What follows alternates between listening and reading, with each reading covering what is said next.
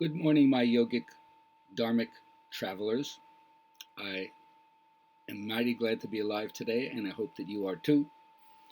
Today, I just want to discuss some of the parables of Jesus.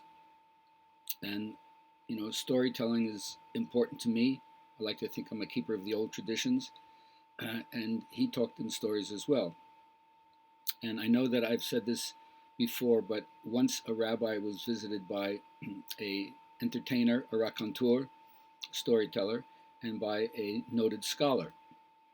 And so the secretary to the rabbi said, "So should we let the scholar in first to afford him the honor that he deserves?" And the rabbi said, "No, let the storyteller come in first and then the scholar second."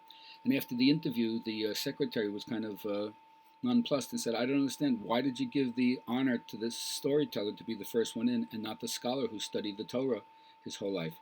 He says, "Well, because in the beginning law wasn't given. At the beginning there was just stories, because God is the greatest storyteller that there is. And then after the stories, then came the law on Sinai. So naturally, I honored the storyteller first and the rabbinic scholar second." So if you study some of the teachings of Jesus, and we'll get back to this again, I am usually very disappointed, even though my Swami told me in the old days, make no appointments, get no disappointments. But still, for the amount of education that's available to people in the United States, that they don't even know their own scripture, whether they agree with it or not, whether they've been told not to look at other people's scriptures or not, the fact that just at a pure genre literature level, that people do not afford themselves the opportunity to even know what it says in the book, and yet they may have some kind of skewed belief system or rejection of it, but they haven't even exposed themselves to it, let alone commentary on it, let alone discussion with other people. It's like a void there. So I think it's important to remember this. One of his parables, he says, either declare the tree good and its fruit good, or declare the fruit tree rotten and the fruit rotten. And he calls people a brood of vipers. Wow, stinging, huh? Snap. Yeah. You say things, how can you say good things when you're evil? For from the fullness of the heart, the mouth speaks. That's one of my quotes. The mouth is the quill of the heart. And that's one of the other mystical teachings. Nothing is so singly determinative of whether or not you inherit a portion in the world to come than the quality of your speech while you were alive. And so he says, a good person brings forth good out of the storeness of good, but the evil person brings forth evil out of the store of evil. I tell you, on the day of judgment, people will render account for every careless word they speak. By your words you'll be acquitted, and by your words you'll be condemned. So apparently the power of speech, the mantric value, the magic of speech is something that we take for granted. People diss each other. People have such difficult times negotiating or being kind to each other. It's so easy to trash talk another person, ghost another person, gaslight another person, all with your words, making people crazy. But here's the idea that I like about some of the parables, and it's important for me to just read this straight, because if you've never heard it, this is what it says. Let them who have ears hear.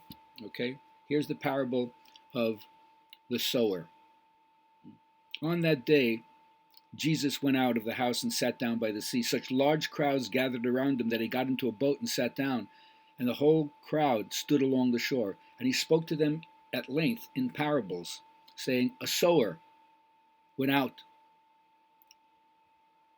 and to sow, and he sowed, and some seed fell on the path, and birds came and ate it up. Some fell on rocky ground, where it had little soil. It sprang up at once, because the soil was not deep. But when the sun rose, it was scorched, and it withered for lack of roots. Some seed fell among thorns, and the thorns grew up and choked it. But some seed fell on rich soil, and produced fruit, 100 or 60 or 30-fold. Whoever has ears, let them hear. And then the disciples approached him and said, why do you speak in parables? He said to them in reply, because knowledge of the mysteries of the kingdom of heaven has been granted to you, but to them it has not been granted. To anyone who has more will be given, and he will grow rich, but from anyone who has not, even what he has will be taken away. This is why I speak to them in parables, because they look, but they do not see. They hear, but they do not listen or understand. It's Isaiah's prophecy is fulfilled in them which says, "You shall indeed hear but not understand. You shall indeed look but never see." Gross is the heart of this people. They have closed their eyes, lest they see with their eyes and hear with their ears and understand with their heart and be converted and healed. So, you want the explanation of the parable of the sower? This is what JC says. "Hear then the parable of the sower. The seed sown on the path is the one who hears the word of the kingdom without understanding it, and the evil one comes and steals away what was sown in his heart. The seed sown on rocky ground is the one that hears the word and receives it once with joy, but he has no root, and it only lasts for a little time. But when some tribulation or persecution comes because of the word, they immediately fall away. The seed sown among the thorns is the one who hears the word, but then worldly anxiety and the lure of riches choke the word, and it bears no fruit. But the seed sown in rich soil is the one who hears the word and understands it, and indeed bears fruit and yields 100 or 60 or 30-fold. So I guess this has to do with our responsibility. Everybody gets a chance to hear the word, and I'm not just talking about the parables of Jesus, but the truth, as different aspects of life expose you to different experiences, and what do you take from it?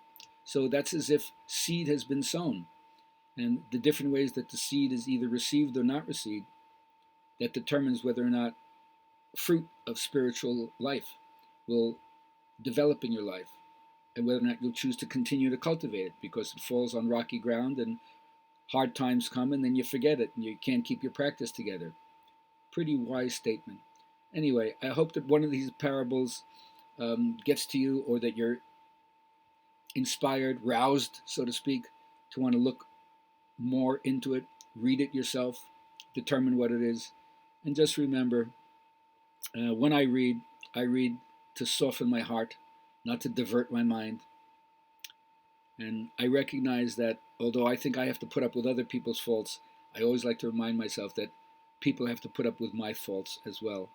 So be kind and compassionate, because you may not understand what it is that other people see in you that they have to deal with, right? Have a great day. We'll see you tomorrow.